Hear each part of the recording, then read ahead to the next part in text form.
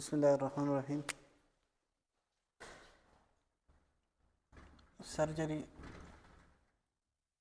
Lecture number 46। आज हम discuss करेंगे short bowel syndrome. Short bowel syndrome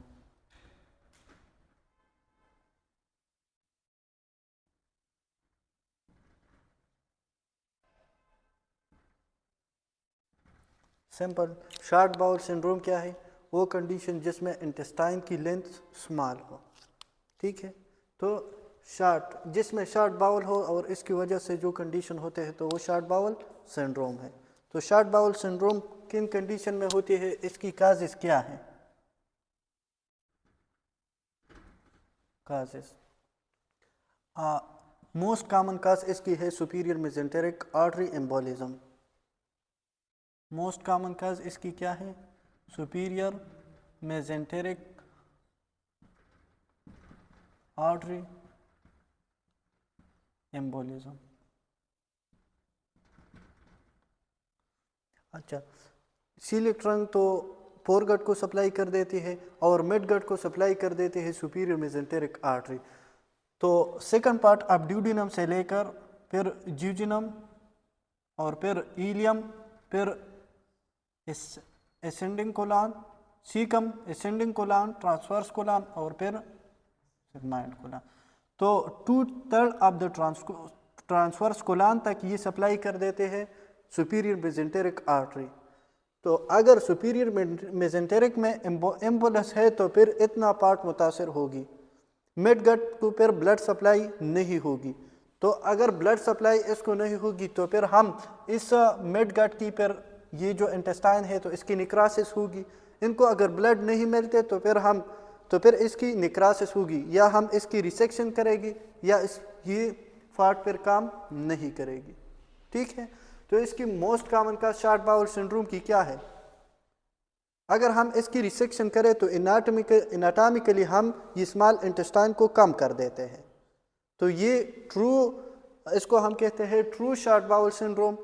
अगर इसमें मसला है, अब ये इंटेस्टाइन है लेकिन ये तो फंक्शन नहीं करता, तो इसको कहते हैं पॉल्स या सीडू शॉर्ट बाउल सिंड्रोम। दूसरा इसकी काज क्या है? तो सुपीरियर मेसेंटेरिक आर्टरी एम्बोलिज्म की वजह से होती है, ट्रामा की वजह से भी हो सकते हैं। अगर कोई ट्रामा हो और ट्रामा में इसकी जो इंटेस्टाइन है वो लॉस हो जाए तो उसकी वजह से भी हो सकता है। तो ट्रामा। अच्छा, तीसरा क्रोन डिजीज़। क्रोन डिजीज़ हम इस लेक्चर के लास्ट में डिस्कस करेंगे। क्रोन डिजीज़ में इस तरह होते हैं, इसमें इन्फ्लेमेशन होती है throughout the intestine, through GIT के किसी भी पार्ट में, इंटेस्टाइन में की किसी भी पार्ट में क्या हो सकते हैं? लेजन, इन्फ्लेमेशन और लेजन। तो इसकी वजह से फिर तो ये डिजीज़ है, डिजीज़ इंटेस्टाइन है, तो इसका मतलब है कि ये फंक्शनल शॉर्ट बाउल सिंड्रोम है। फंक्शनल शॉर्ट बाउल मतलब इंटेस्टाइन तो है लेकिन फंक्शन नहीं कर सकता, तो फंक्शनल शॉर्ट बाउल सिंड्रोम। और इसकी या हम सर्जिकली कुछ पार्ट ऑफ द इंटेस्टाइन को रिमूव कर दे तो फिर भी शॉर्ट बाउल रह जाएगी, तो उसकी वजह से भी शॉर्ट बाउल सिंड्रोम होगी। तो surgical removal of parts of intestine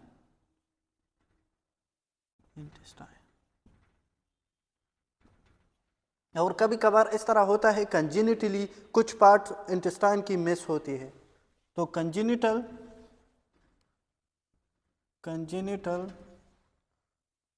missing some part of small intestine.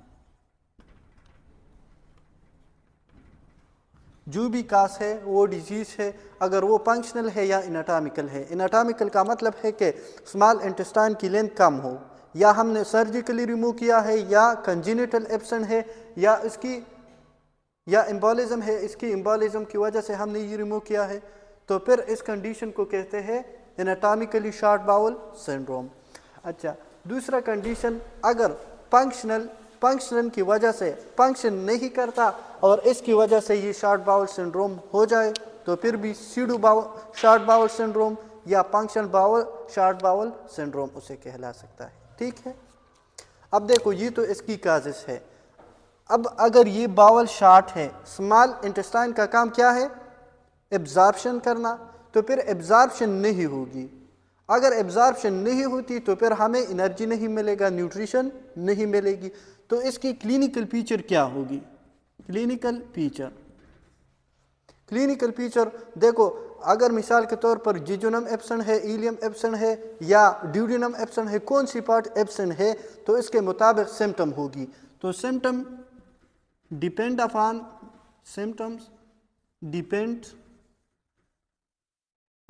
Missing part. लेकिन अगर हम देखें नॉर्मली तो नॉर्मल कंडीशन में क्या होगी? अगर स्मॉल इंटेस्टाइन मिस है तो माल एब्जॉर्प्शन नहीं होगी, तो माल एब्जॉर्प्शन। दूसरा, अगर माल एब्जॉर्प्शन है तो मतलब ये है कि फिर इसमें वाटर ज़्यादा होगी, पेट्स की लॉस होगी तो डायरिया होगी। एब्जॉर्प्शन जब वाटर की या एब्जॉर्प्शन नहीं होती तो इसकी वजह से डायरिया होगी। तो दूसरा इसमें क्लिनिकल फीचर क्या होगी? डायरिया। अब अगर माल एब्जॉर्प्शन है, स्मॉल इंटेस्टाइन मिस है, तो फिर एब्जॉर्प्शन नहीं होगी, मतलब हमें एनर्जी नहीं मिलेगा, तो वेट लॉस होगी। वेट लॉस सिंपल है। शॉर्ट बाउल सिंड्रोम वो कंडीशन है या तो इसमें कुछ पार्ट मिस होगी या कुछ पार्ट इसमें काम नहीं करेगी। अगर कुछ पार्ट, मिसाल के तौर पर ये जिजुनम काम नहीं करता तो ये फंक्शनल शॉर्ट बाउल सिंड्रोम है, या इसको हम सीडो शॉर्ट बाउल सिंड्रोम कह सकते हैं। या हमने ये जिजुनम को रिमूव किया है, इसमें मसला था, हमने ये रिमूव किया तो अब ये जिजुनम तो मिस है, तो अब हमने बाउल को शॉर्ट बनाया तो इसकी वजह से भी शॉर्ट बाउल सिंड्रोम होगी। इसकी क्लिनिकल फीचर ये होगी। अब एक बात, इसकी पिक्चर ये एमसीक्यूज में लिख ले। If jejunum is absent, if jejunum is MCQs, if jejunum is absent, तो फिर इलियम अपने आप को अडॉप्ट कर सकता है एज ए जिजुनम, वो फंक्शन कर सकता है। तो ileum can adopt as jejunum. If jejunum is absent तो इसमें लिख ले ileum can adopt as jejunum. ठीक, मतलब इलियम पर जिजुनम की फंक्शन कर सकता है। लेकिन अगर इसमें लिख ले एप इलियम इज एब्सेंट, अगर इलियम नहीं है तो फिर जिजुनम इसकी फंक्शन नहीं कर सकता, तो फिर जिजुनम इसकी फंक्शन नहीं कर सकता। तो jejunum can not adopt as ileum. अब इलियम में वो विटामिन B12 की एब्जॉर्प्शन होती है, और इसमें जो हम बाइल फार्माकोलॉजी में हमने बाइल एसिड रेजिन जो मैकेनिज्म पढ़ा था, तो इसमें बाइल वापस जाते हैं लीवर में, तो फिर बाइल की एक्सक्रीशन होगी, तो बाइल लॉस होगी। इसमें फिर मसले क्या होगी? विटामिन B12 की deficiency, to decrease vitamin B12, और इसमें लॉस होगी किस चीज़ की? Bile loss. बाइल लॉस क्या होगी? इंक्रीज। बाइल लॉस इंक्रीज तो बॉडी में बाइल कम होगी। अब देखो, अगर इलियोसिकल जंक्शन प्रेजेंट है और लार्ज इंटेस्टाइन है, इसमें लिख ले, और if ileocaecal junction plus large intestine, तो अब ये ileocaecal junction Aahista Aahista food की डिले ट्रांजिट टाइम, मतलब ट्रांजिशन जो फूड है वो आहिस्ता पास होगी, तो एब्जॉर्प्शन के लिए टाइम ज़्यादा होगी। तो इसमें लिख ले मीनिंगफुल एब्जॉर्प्शन विल अकर। तो इसमें क्या होगी, meaningful absorption can occur. It is because अगर ये इल्यूसिकल जंक्शन प्रेजेंट है तो डिले ट्रांजिट टाइम ये जो पुड है तो फिर वो ज़्यादा टाइम लेगी। अब डिले ट्रांजिट टाइम तो बेटर एब्जॉर्प्शन, बेटर मतलब जितना वो स्मॉल इंटेस्टाइन में ज़्यादा होते हैं तो बेटर एब्जॉर्प्शन होगी, तो बेटर एब्जॉर्प्शन। ठीक, सिंपल है। अब देखो मैनेजमेंट आपके ख्याल में आप इस तरह सोचे कि हम बीइंग अ डॉक्टर हम इसकी मैनेजमेंट किस तरह करेंगे। अगर शॉर्ट बाउल सिंड्रोम है, कुछ पार्ट शॉर्ट कुछ पार्ट मिस है स्मॉल इंटेस्टाइन की, तो कौन से तरीके हैं जिसके थ्रू हम इसकी मैनेजमेंट कर सकते हैं। विटामिन और बाकी एनर्जी कहाँ से आएगी। या तो हम एक तरीका ये है कि पार इंट्रली न्यूट्रिशन देंगे टोटली। अगर हम ओरली देते हैं या रेक्टम के थ्रू तो इसका मतलब है पार इंट्रल का मतलब वो ड्रग जो हम ओरल या रेक्टम के थ्रू के अलावा देते हैं, इंट्रामस्कुलर देते हैं, इंट्रावीनस देते हैं, सबकुटिनियस, तो वो पार इंट्रल रूट है। ठीक है, तो पार इंट्रली लॉन्ग टर्म के लिए हम ये न्यूट्रिशन देंगे, लॉन्ग टर्म टोटल फार इंट्रल न्यूट्रिशन। ठीक है, अगर हम डायरेक्टली ब्लड में ये न्यूट्रिशन देते हैं तो एनर्जी मिलेगी। ठीक है, एक तो ये तरीका है। दूसरा इसमें लिख लो टोटल फार इंट्रल का मतलब है route other than mouth and rectum, parenteral nutrition, तो फिर तो एनर्जी मिलेगी। ठीक है, एब्जॉर्प्शन की ज़रूरत फिर नहीं। या दूसरा तरीका ये है कि हम स्मॉल इंटेस्टाइन की ट्रांसप्लांट करें, स्मॉल इंटेस्टाइन की ट्रांसप्लांट करें।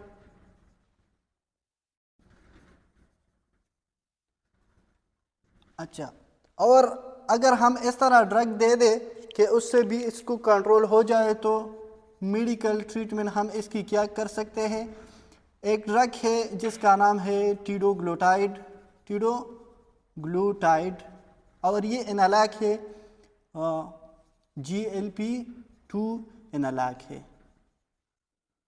अब GLP-2 का मतलब है ग्लूकोज लाइक पेप्टाइड 2। अब ये टीडोग्लूटाइड जो है इसका काम है ये इंटेस्टाइन की ग्रोथ को प्रमोट कर देती है और एब्जॉर्प्शन भी इंक्रीज कर देती है। तो हमारा तो मतलब ये है कि इंटेस्टाइन ना हो तो एब्जॉर्प्शन चाहिए। जो भी पार्ट है स्मॉल इंटेस्टाइन है इसमें ज़्यादा एब्जॉर्प्शन हो जाए तो ये ड्रग क्या करता है, एनहेंस एब्जॉर्प्शन, और दूसरा प्लस प्रोमोट इंटेस्टिनल ग्रोथ।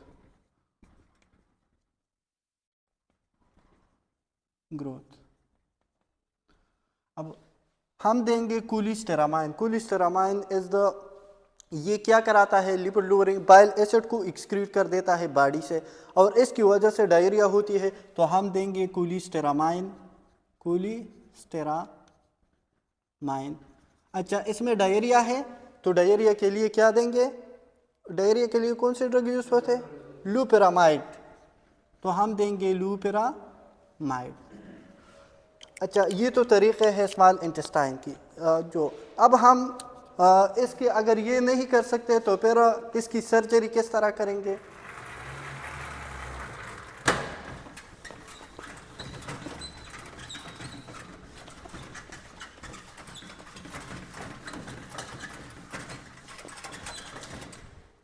एक तो तरीक़ा ये है कि इसका एक सर्जरी तो कराता है, इसका बियांची प्रोसीजर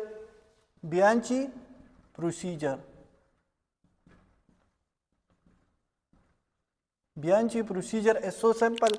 बियांची प्रोसीजर में हम जो पार्ट है स्मॉल इंटेस्टाइन की वो दो में हम डिवाइड कर देते हैं, स्प्लिट द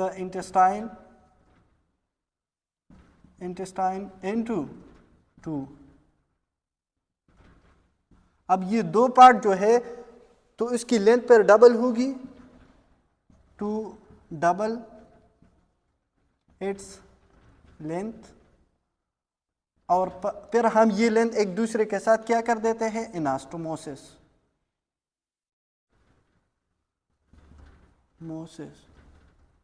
इनास्टो। अब देखो एक पेज मुझे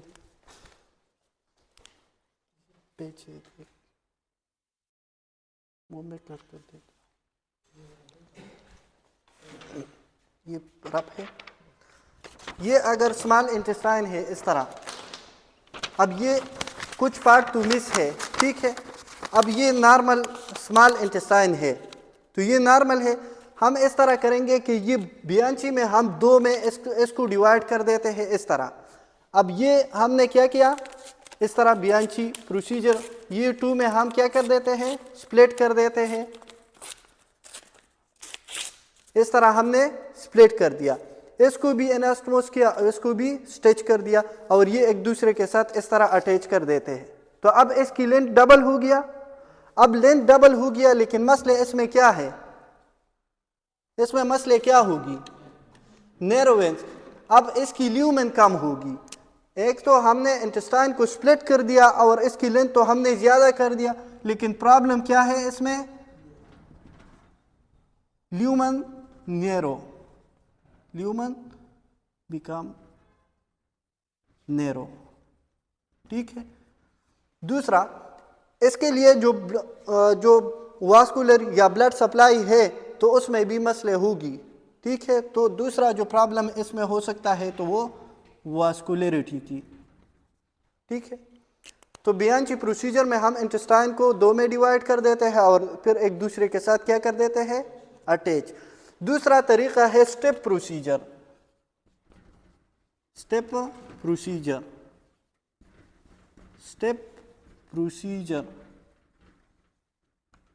स्टेप प्रोसीजर का मतलब एस पार सीरियल ट्रांसवर्स, सीरियल ट्रांसवर्स इंटेरोपैथी, इंटेरोपैथी। ये सिंपल है, जब तक आप इसमें हम कुछ ट्रांसवर्स कटिंग कर देते हैं। इंटेरो का मतलब है इंटेस्टाइन और पैथी का मतलब है एबनॉर्मेलिटी। अब देखो ये नॉर्मल क्या है, ये नॉर्मल इंटेस्टाइन है। हमारा काम तो शॉर्ट बाउल सिंड्रोम में ये है कि हम एब्जॉर्प्शन को इंक्रीज करें, तो इसमें हम कटिंग कर देते हैं इस तरह। अच्छा, ये अगर इस तरह इंटेस्टाइन है तो हम ये इस तरह इसकी कुछ पार्ट कट कर देते हैं, फिर इस साइड से कुछ कट कर देते हैं, फिर इस साइड से। अब देखो मतलब हमने इस तरह कट किया, फिर इस साइड से कट किया। तो अब अगर हमने ये जिग जिग बना दिया, तो जिग जिग बनाने के लिए फिर जब ये पास होते हैं फूट तो ज़्यादा टाइम लेगा। मतलब जिस तरह हम एयरपोर्ट में ज़्यादा रश होते हैं तो उसके लिए वो जिग जिग रास्ते बनाते हैं। तो इंटेस्टाइन से हम इस साइड को भी कट कर दे, इस साइड को भी कट कर दे, इस तरह जिग जिग बनाए, तो फिर ये ज़्यादा टाइम लेगा फूट पास होने में। तो डिले ट्रांजिट टाइम, तो इसमें क्या होगी, जिग जिग, जिग जिग, और जिग जिग से क्या होगी, डिले ट्रांजिट टाइम, और फिर क्या होगी, बेटर एब्जॉर्प्शन।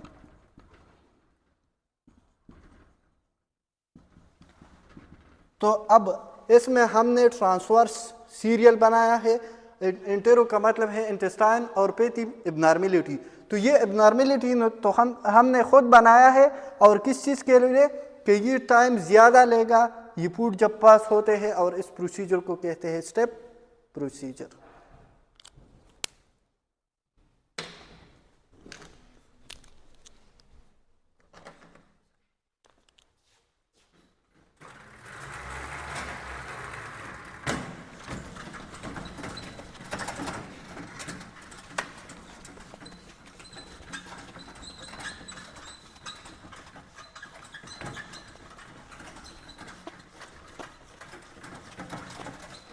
दूसरा कंडीशन है diverticular disease of the colon.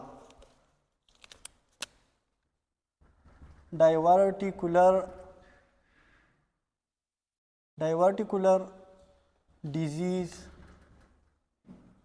Of colon. अब हमने एक कंडीशन पढ़ा था मेकल डाइवर्टिकुलम। जब भी Meckel diverticulum that is true diverticulum, ये फाल्स डाइवर्टिकुलम है।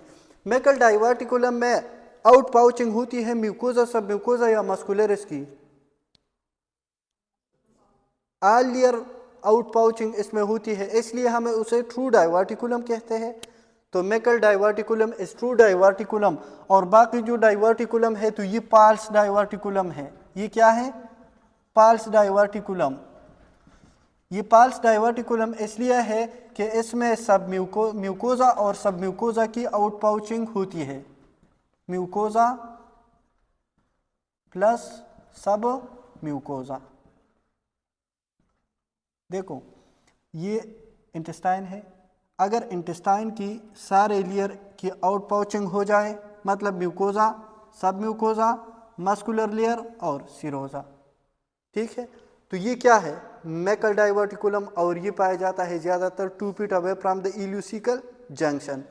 अब अगर ये हमारे पास म्यूकोजा है, म्यूकोजा की आउट पाउचिंग हो गई है, दूसरा सब म्यूकोजा की, और बाकी जो है मस्कुलर लेयर सेम है, मस्कुलर लेयर सेम है, सिरोजा भी सेम है, नॉर्मल है। अब इसमें जो ब्लड वेसल्स इसकी होती है, तो इसके थ्रू अगर ये ल्यूमन में प्रेशर ज़्यादा हो जाए, ल्यूमन में प्रेशर ज़्यादा हो जाए और इसकी जो रप्चर करे मस्कुलरस लेयर की और सिरोजा की, तो अब म्यूकोजा सब म्यूकोजा की आउट पाउचिंग हो सकती है। इस कंडीशन को कहते हैं diverticulum of diverticular disease of colon. अब ये तो पार्ट्स इसलिए है कि इसमें सिर्फ म्यूकोजा और सब म्यूकोजा की आउट पाउचिंग हो गई है। ये किस चीज़ की वजह से होती है? तो because of increase pressure in the lumen of intestine.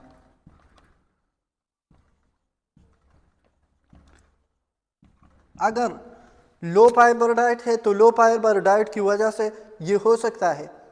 Diet में फाइबर कम हो तो इसमें प्रेशर ज़्यादा होगी, प्रेशर ज़्यादा होने की वजह से ये डाइवर्टिकुलम हो सकते हैं, ठीक है, या लो फाइबर डाइट। ये ज़्यादातर होता है कि सिग्माइड में, ज़्यादातर मोस्ट कॉमन साइट सिग्माइड, ठीक। ये अगर मल्टीपल डाइवर्टिकुलम हो तो फिर इस कंडीशन को कहते हैं डाइवर्टिकुलोसिस। तो डाइवर्टिकुलोसिस क्या है?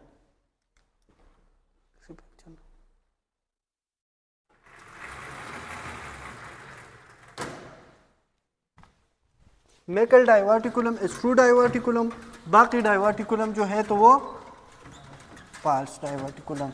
इसमें सिर्फ म्यूकोजा और सब म्यूकोजा की आउट पाउचिंग होती है, और मेकल डाइवर्टिकुलम कंजेनिटल मसला है, और ये बाकी जो ये ज़्यादा अगर इंटेस्टाइन में ल्यूमिनल प्रेशर ज़्यादा हो तो इसकी वजह से इसकी आउट पाउचिंग हो सकती है। तो the false diverticulum because of increase pressure in the intestine. तो डाइवर्टिकुलोसिस क्या है? डाइवर्टिकुलोसिस का मतलब है कि मल्टीपल डाइवर्टिकुलाई, मल्टीपल डाइवर्टिकुलाई।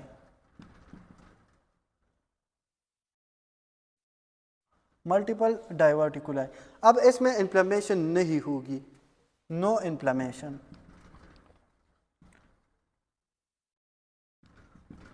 इसमें क्लिनिकल फीचर क्या होगी?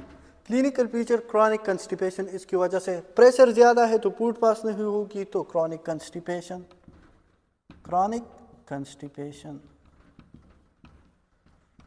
इसके लिए इन्वेस्टिगेशन ऑफ चॉइस क्या है? Contrast enema, बीरियम enema. तो बीरियम, जिस तरह हम बीरियम सॉल्व करते हैं सुफिक्स, तो बीरियम एनेमा पर कोलन में कोई मसला हो तो इसके लिए कर सकते हैं, तो बीरियम एनेमा। और बीरियम एनेमा पे डाइवर्टिकुलोसिस के लिए हमने कल डिस्कस किया था कि साइन क्या होगी? सा टूथ अपीयरेंस,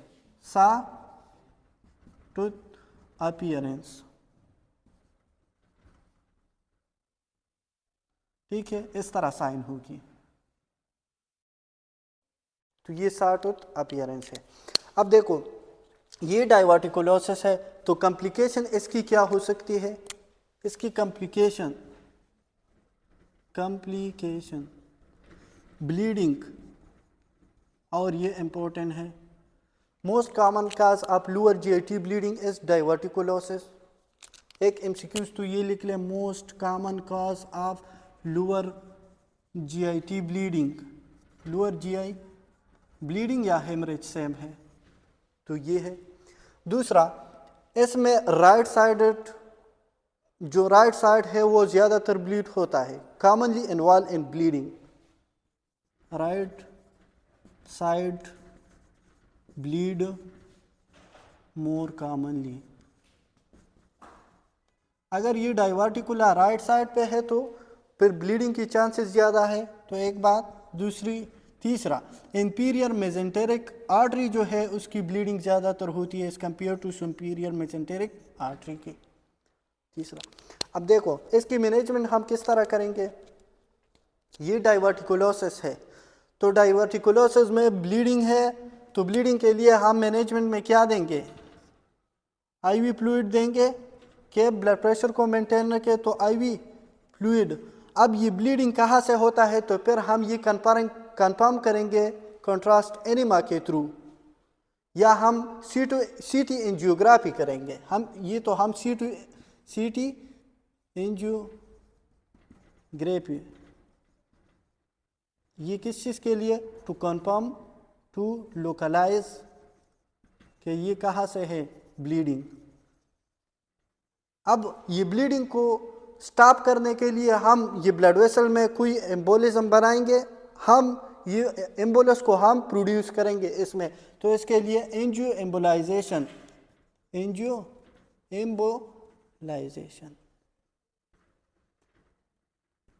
ये ब्लड वेसल है और इससे ब्लीडिंग होती है। अगर हम इसमें इस तरह एम्बुलस बनाए तो फिर ब्लीडिंग होगी, ब्लीडिंग विल स्टॉप। तो एंजियो एम्बोलाइजेशन और डेफिनेटिव ट्रीटमेंट इज सर्जरी। ठीक है। अच्छा, कभी कभार इस तरह होता है कि ये जो डाइवर्टिकुला है, इसकी इन्फ्लेमेशन होती है। ये मोस्ट कॉमन साइट इसकी सिग्माइड है।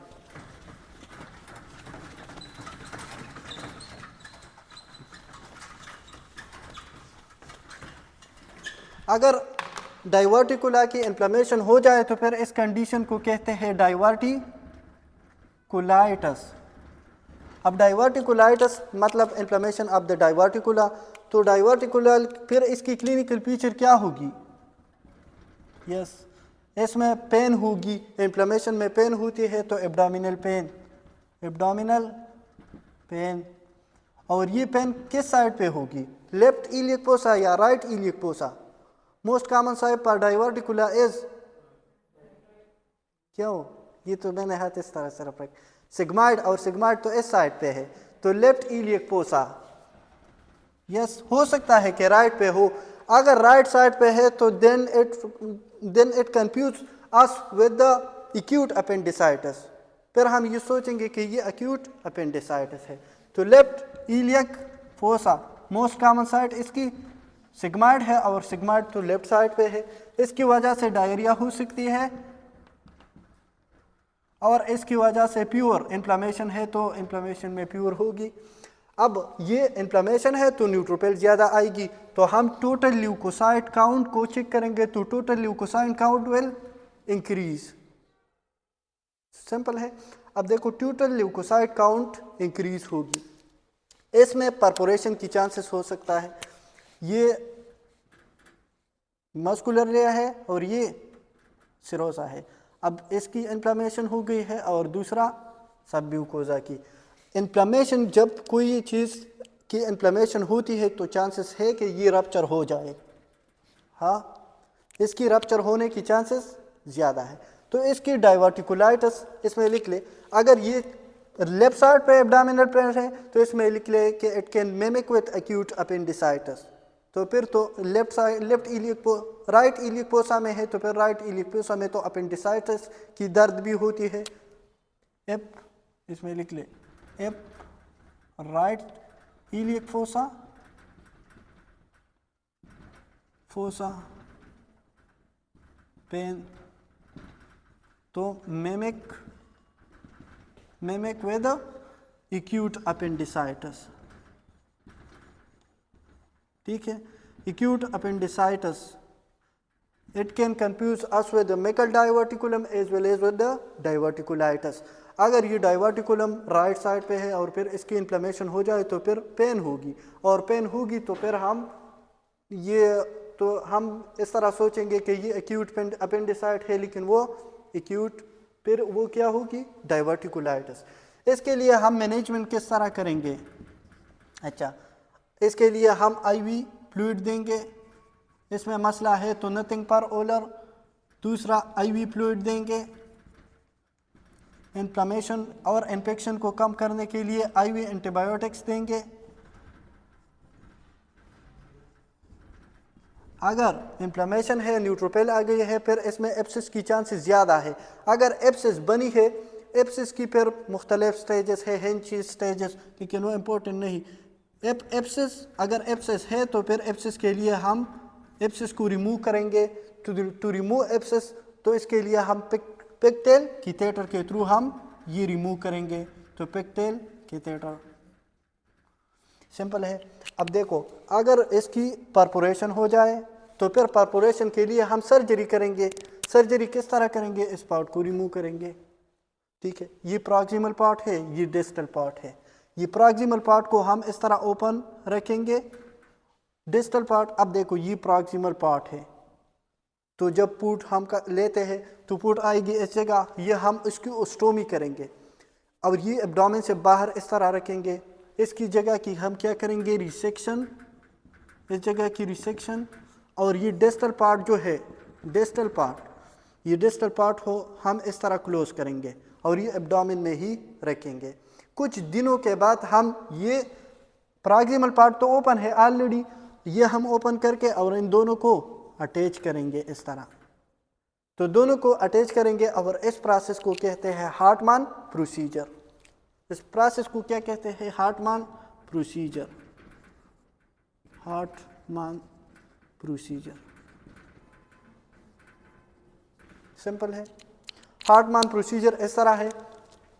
अब इसके परफोरेशन हो गई है, तो परफोरेशन हो गई है तो पेरिटोनाइटिस भी इसकी वजह से हो सकता है।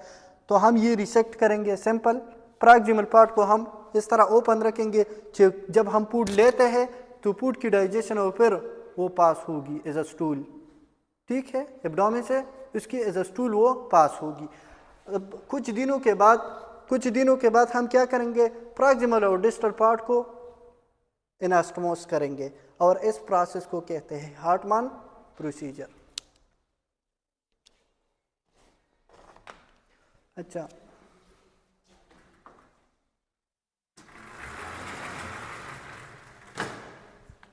आज टॉपिक थोड़ा ज़्यादा है लेकिन जल्दी ख़त्म करते हैं।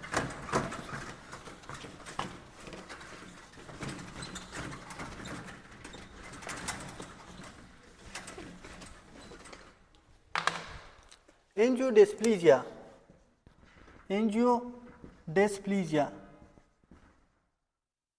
एंजियोडिस्प्लीजिया का मतलब है कि प्रेजाइल का मतलब है वीक ब्लड वेसल।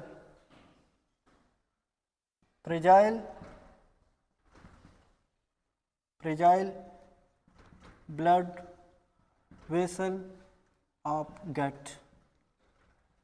अब अगर इसमें प्रेजाइल का मतलब है वीक, तो इसमें 2 week and 10 blood vessel. Simple.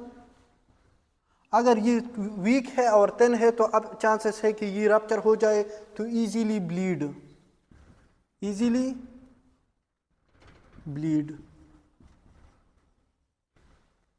Simple. प्रेजाइल है तो अब इजीली ये रप्चर हो सकता है। वीक है, 10 है तो ब्लड वेसल की रप्चर होगी तो इजीली ब्लीड। इसमें लिख ले मोस्ट कॉमन साइड पर lower GIT bleeding is diverticulosis. Second most common cause of lower GI bleeding, तो वो क्या है? वो एंजियोडिस्प्लीजिया।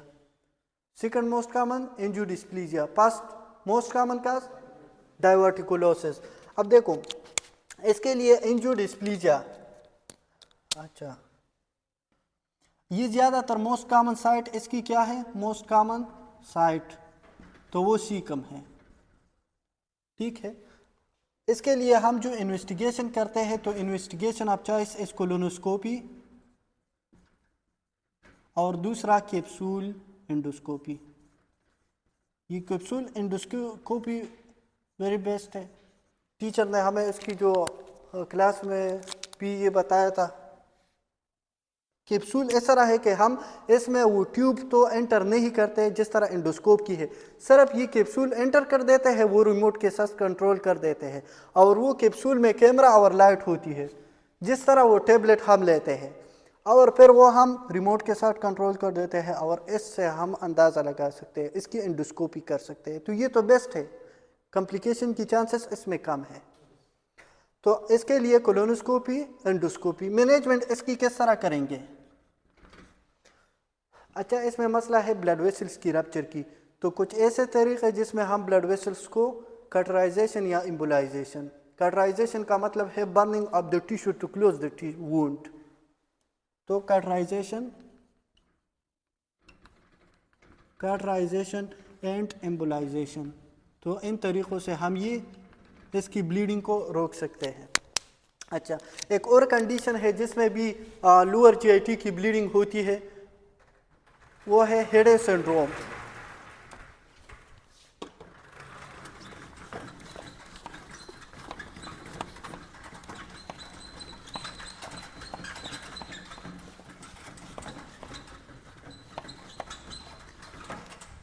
एक है हेडे सिंड्रोम और हेडे सिंड्रोम में भी लोअर जीआईटी की ब्लीडिंग हो सकती है।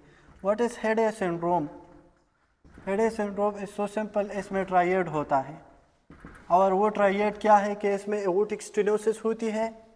एओर्टिक स्टेनोसिस, एओर्टिक स्टेनोसिस का मतलब है narrowing of aortic wall, narrowing of aortic wall,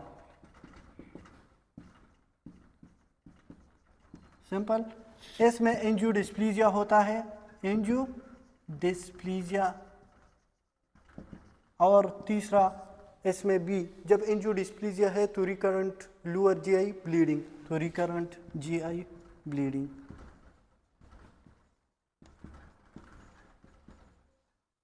बस इतना याद रखें, अगर इसकी पैथोफिजियोलॉजी पढ़ते हैं तो बहुत ज़्यादा टाइम लगे। एओर्टिक स्टेनोसिस, एंजियोडिस्प्लीजिया और recurrent GI bleeding, it is called Heyde syndrome. अच्छा दूसरा जो कंडीशन है तो वो है inflammatory bowel disease.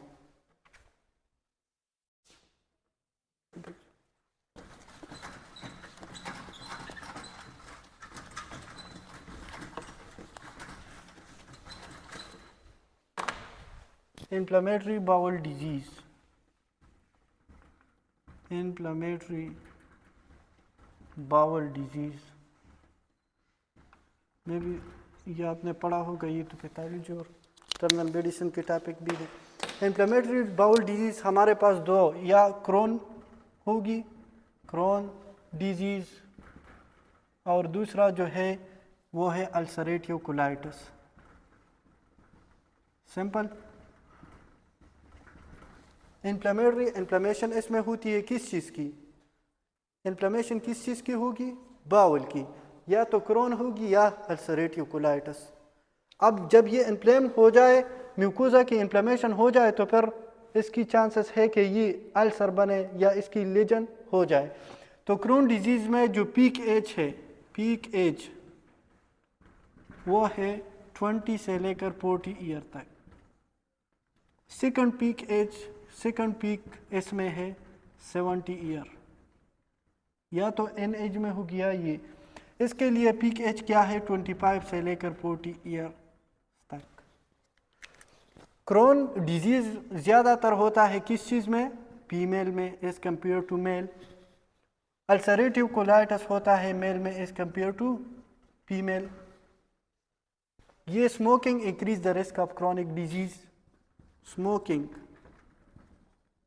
Smoking increase risk.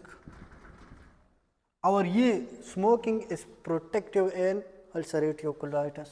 तो स्मोकिंग इज प्रोटेक्टिव।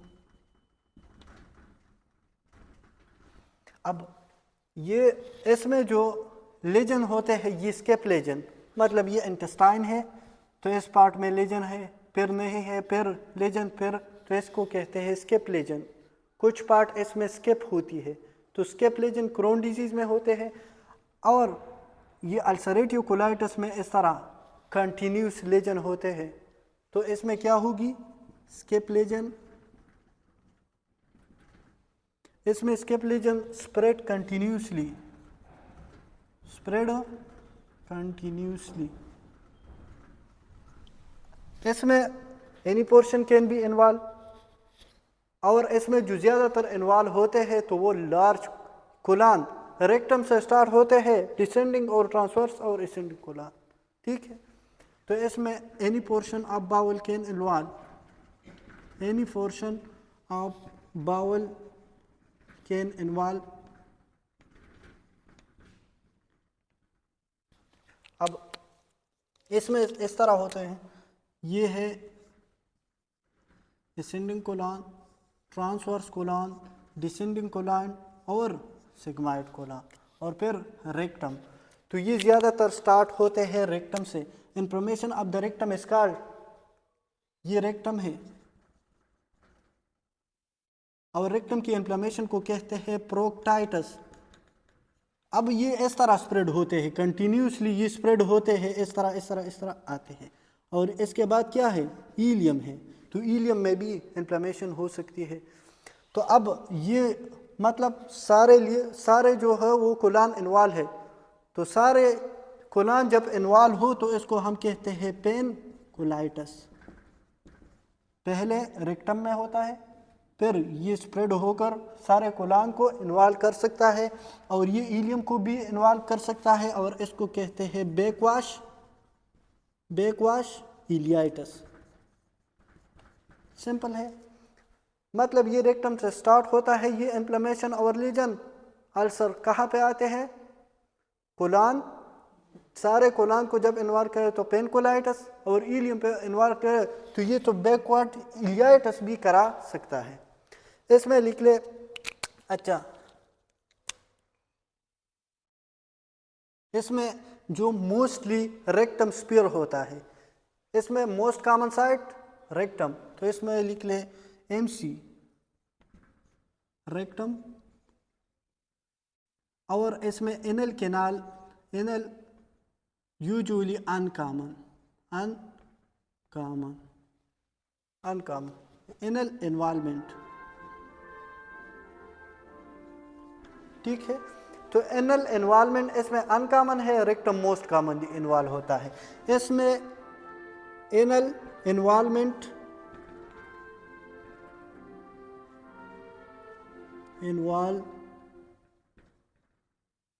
ये कॉमन है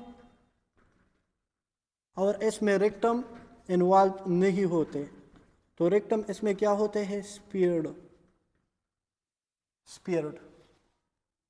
इसमें रेक्टम स्पीयर होता है। अब एक कंडीशन, ये जो अल्सरेटिव कोलाइटिस है इसमें इन्फ्लेमेशन होती है म्यूकोजा और सब म्यूकोजा की, और इसमें ट्रांसम्यूरल इन्फ्लेमेशन होती है। ट्रांसम्यूरल का मतलब है कि सारे लेयर की इन्फ्लेमेशन इसमें होती है।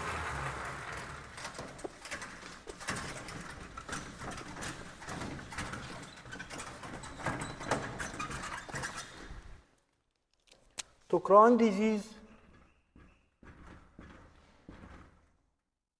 अल्सरेटिव कोलाइटिस, क्रॉन डिजीज में क्या होते हैं, ट्रांसम्यूरल इन्वॉल्वमेंट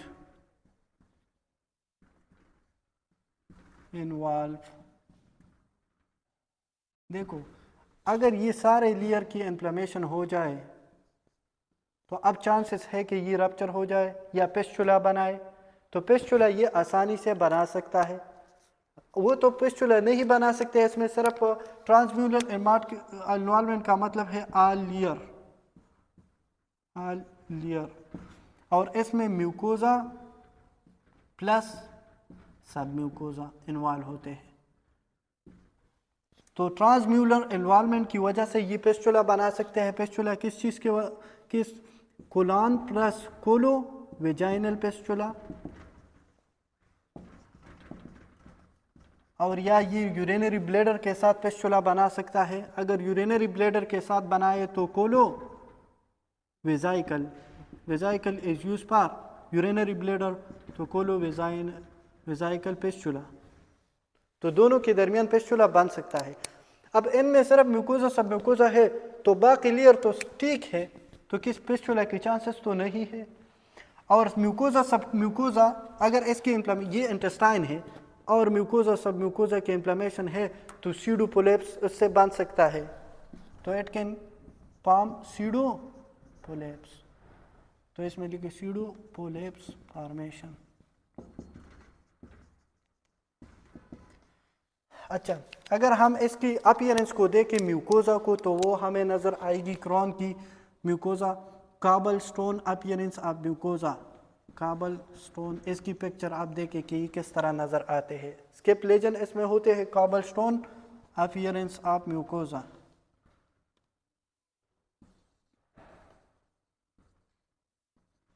ठीक, तो अब क्रोन डिजीज़ हमने पढ़ा था कि ये जो है शॉर्ट बाउल सिंड्रोम की काजेस हो सकता है, तो ये तो सारे जगह को इन्वॉल्व कर देते हैं।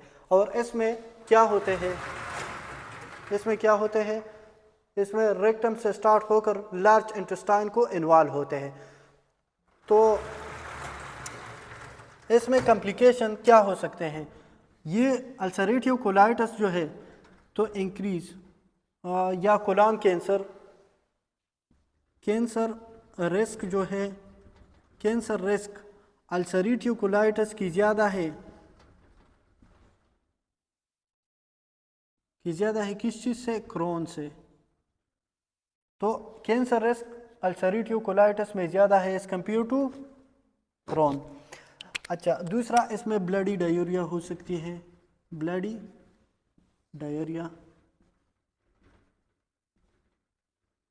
ब्लडी डायरिया इसलिए कि ये अगर सारे लेयर इस तरह इसकी म्यूकोजा इसमें इन्वॉल्व है, इन्फ्लेमेशन है और फिर इसकी लेजन है, तो जब ब्लीडिंग होगी तो ब्लडी डायरिया होगी, ब्लडी डायरिया। और इसकी वजह से टॉक्सिक मीगा कोलन, टॉक्सिक मीगा कोलन। अब आप मुझे बताएं कि इसके लिए बेस्ट मैनेजमेंट क्या है। बेस्ट मैनेजमेंट क्या है कि हम ये रेक्टम को भी रिमूव करें और कोलन को भी रिमूव करें, तो टोटल प्रैक्टोकोलिनेक्टोमी, प्रैक्टो का मतलब है प्रोक्टाइटिस रेक्टम को, तो टोटल प्रैक्टोकोलिनेक्टोमी, टोटल प्रैक्टोकोलिनेक्टोमी। अच्छा, इसके लिए तो स्किप लेजन होता है, तो कौन सी पार्ट को हम रिमूव करेंगे, तो बेस्ट ये है, ये most common site for this is ileum, for Crohn disease most common site is ileum. दूसरी, अगर ये इलियम में है तो इलियम कहाँ पे है, इलियम, फिर इलियम के बाद सीकम, तो सीकम के साथ अपेंडिक्स अटैच है, तो it can confuse us with acute appendicitis. तो क्रोन डिजीज भी हमें एक्यूट अपेंडिसाइट के साथ कंफ्यूज कर सकता है, तो it can mimic acute appendicitis.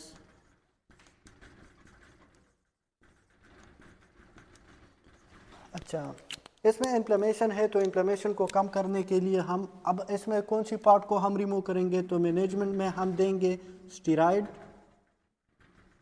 दूसरा, अच्छा, स्टेरॉइड के साथ साथ हम क्या देंगे, सल्फासलाजीन इज बेस्ट पार, सल्फासलाजीन के ट्रीटमेंट हमने फार्मा में भी पढ़ा था, सल्फासलाजीन हम क्रोन डिजीज़ के लिए यूज़ कर सकते हैं। एंटीबॉडी इन्फ्लेक्सिमाब, इन्फ्लेक्सिमाब और विडोलोजुमाब, ये हम दे सकते हैं क्रोन डिजीज़ के लिए। और अगर सर्जरी करते हैं तो रिसेक्शन कंजर्वेटिव विद रिसेक्शन, इसमें लिख ले कंजर्वेटिव विद रिसेक्शन, इसका मतलब है विद। ठीक है, तो ये था क्रोन डिजीज और फोलिकुलर। लास्ट शार्ट टॉपिक है वो है इंटेस्टिनल बाउल टीबी।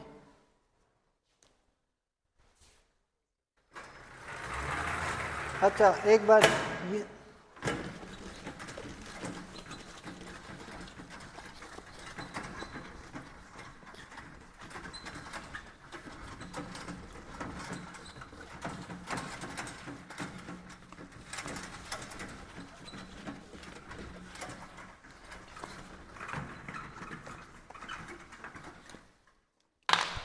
बाउल